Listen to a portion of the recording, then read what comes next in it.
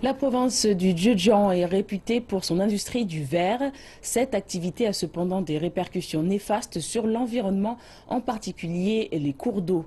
Partons dans la ville de Cristal pour enquêter sur les mesures du gouvernement local visant à atténuer la pollution industrielle.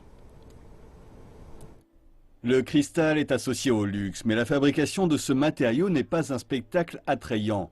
Le comté de Pujiang, dans la province du Zhejiang, est le berceau de cette industrie. Depuis les années 80, la production de cristal est la principale activité du comté de Pujiang, qui détient actuellement 60% des parts de marché en Chine. Toutefois, derrière ces immenses enjeux économiques, se cachent des conséquences environnementales effroyables.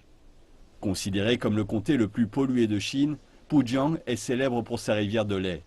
Des tonnes de substances chimiques étaient versées directement dans la rivière, avec la poussière issue du découpage et du polissage du cristal, sans supervision.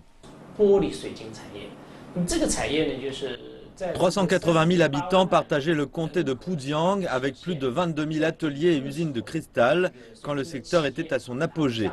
Tout le monde travaille dans ce secteur, le gouvernement était plus centré sur les bénéfices économiques que sur l'environnement. La réglementation n'était pas suffisante, voire complètement absente. Puis les choses ont changé.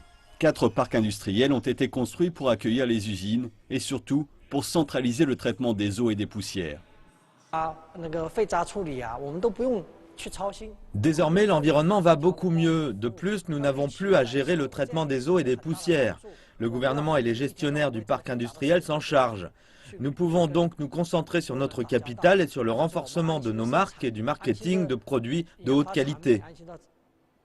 Les 600 entreprises qui ont survécu à la montée en gamme et à l'intégration dominent désormais le marché, tandis que des milliers de propriétaires d'ateliers sont engagés dans d'autres activités économiques, telles que l'agriculture et le tourisme.